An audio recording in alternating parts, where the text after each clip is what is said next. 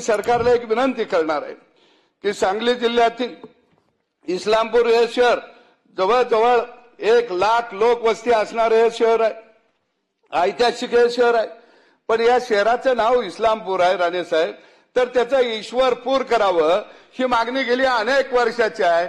आणि मला खात्री आहे की आदरणीय देवाभाऊ या इस्लामपूरचं ईश्वरपूर करतील आणि खऱ्या अर्थानं जी वाळवा तालुक्यातली जनता आस लावून गेली अनेक वर्ष बसलेले आहे त्यांचं स्वप्न या ठिकाणी साकार होईल अशी मी या ठिकाणी अपेक्षा व्यक्त करतो.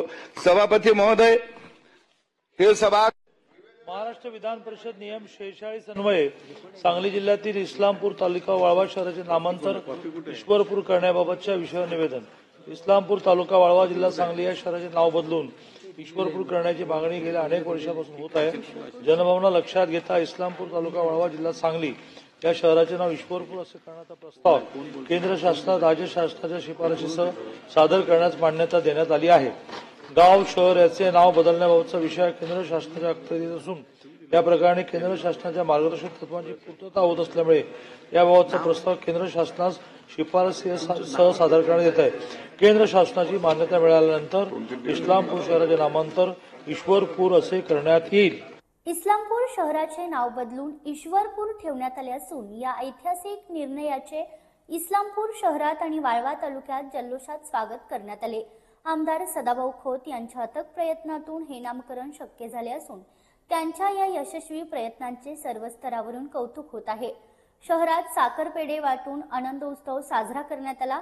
ज्यांना अनेक वर्ष हे शक्य झाले नाही ते कार्य आमदार खोत यांनी करून दाखवले असे स्थानिकांचे म्हणणे आहे. इस्लामपूरचं नामांतरण आज ईश्वरपूर असं होत आहे, तर आम्हा सगळ्या इस्लामपूर वासियांना खरोखर अभिमानाची ही गोष्ट आहे की आम्ही भरपूर इथनं मागे की इस्लामपूरचं ईश्वरपूर होण्यासाठी आम्ही भरपूर प्रयत्न केलेला, आम्ही सामान्य वर्गात सर्वांनी प्रयत्न केलेला, पण आज त्याला यश आलेलं आहे.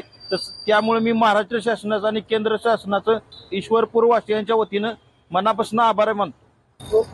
आज आमच्या शहराचं जे नाव आहे वरून इस्लामपूर, तर हे बदलून त्या गावाचं नाव ईश्वरपूर करायची जी बऱ्याच वर्षाची जी मागणी होती त्याचा ठराव आज केंद्र सरकारकडे पाठवलेला आहे. हा ठराव लवकरात लवकर संमत होऊन येईल आणि आपण परत एकदा भेटू. आणि सकल हिंदू समाजाच्या वतीनं मी ह्या सरकारचं एकदा अभिनंदन करतो. आमच्या एवढ्या वर्षाची जी मागणी आहे तर त्या मागणीला कुठेतरी आता मोठं स्वरूप येताना दिसतंय. त्याबद्दल सरकारचं परत एकदा अभिनंदन आणि शहरातल्या सगळ्या हिंदू बंधू आणि भगिनींचं अभिनंदन की त्यांच्या मागणीला आता कुठेतरी यश मिळालेलं आहे. माझं नाव ॲडव्होकेट जगदीश विलासराव पाटील, मी इस्लामपूरमध्ये राहतो.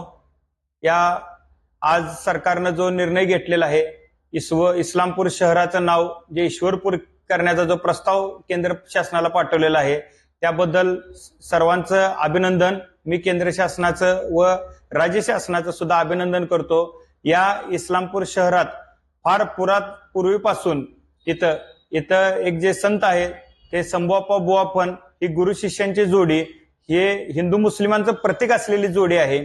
त्याचा दरवर्षी इथं 15 दिवस उरूस भरला जातो व त्याचा गाजावाजा सर्व संपूर्ण महाराष्ट्रात आहे.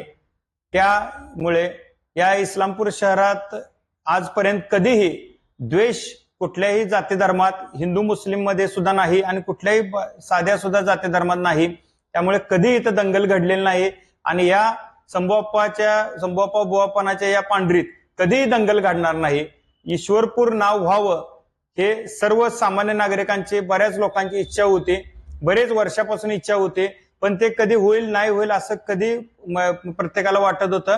पण आता ते झालेलं आहे नाव, त्याबद्दल सर्वांचं अभिनंदन, मी सर्वांचे आभार मानतो. अनेक नागरिक, व्यापारी आणि सामाजिक कार्यकर्ते यांनी रस्त्यावर उतरत आमदार खोत यांचे अभिनंदन केले. या निर्णयामुळे इस्लामपूरची नवीन ओळख ईश्वरपूर या नावाने अधिक गौरवशाली होणार असून शहराच्या ओळखीला नवे वळण मिळेल असा विश्वास नागरिकांनी व्यक्त केला.